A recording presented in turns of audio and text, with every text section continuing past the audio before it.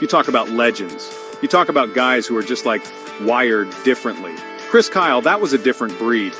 We're talking about the deadliest sniper in United States military history. This wasn't some character in a movie.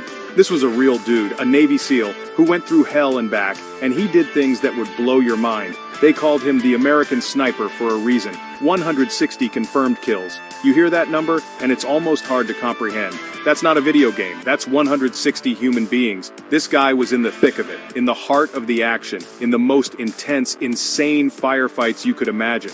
And he was making those shots. He was a legend in the SEALs, and his story, it's one of those things that just grabs you by the throat. It's intense, it's tragic, it's inspiring, it's just wild.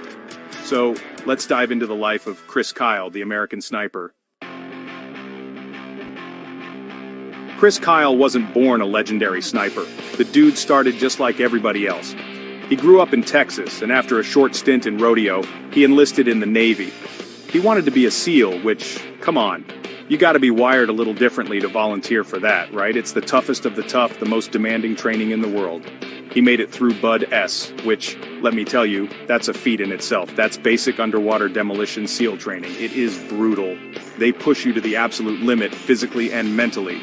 But Kyle, he was built for it. He excelled in everything, shooting, tactics, the whole 9 yards. He graduated with class 233 in 1999, and that's when the real training began. Because becoming a SEAL, it's just the start. You're constantly honing your skills, pushing yourself to be better, more lethal. And Chris Kyle, he took to it like a fish to water. So Chris Kyle gets deployed to Iraq, and it's the real deal. He's in the thick of it, fighting in some of the most intense battles of the Iraq War. And that's where he earned his reputation. He was a ghost, a phantom. The insurgents, they called him the Devil of Ramadi.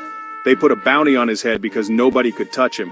160 confirmed kills. Think about that for a second. That's not just a number. That's 160 separate instances where Kyle had to be cool under pressure, make split-second decisions with life or death consequences. That takes a special kind of person. It's not about bloodlust or anything like that.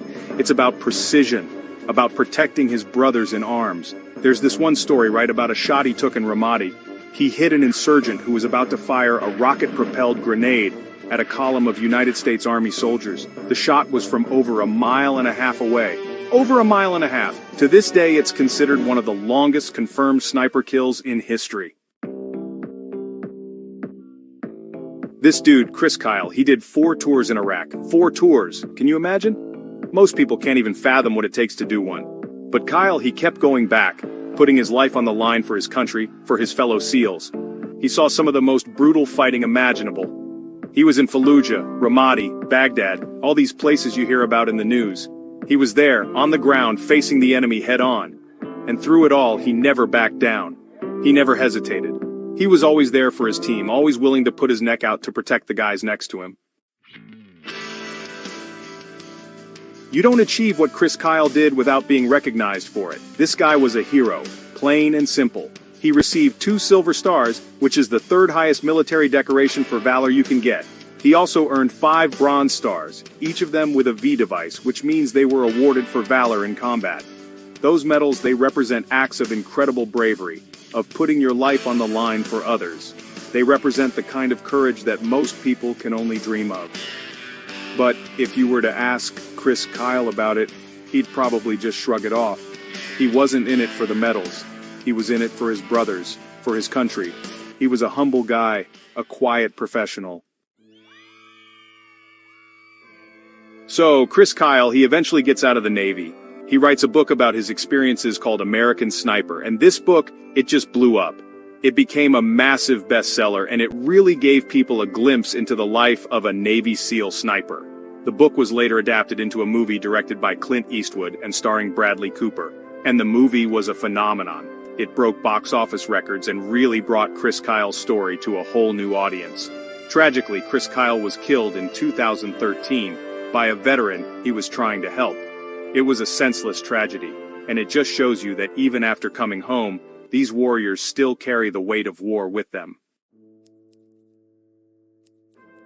Chris Kyle's story, it's more than just a war story. It's a story about courage, about sacrifice, about brotherhood.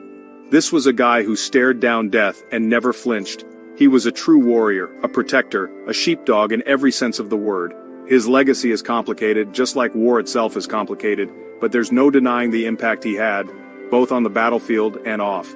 He brought the realities of war home to people, and he reminded us of the sacrifices that our soldiers make every single day. If you really want to understand Chris Kyle, read his book, watch the movie, learn about his life. It's a story that will stay with you long after you've heard it.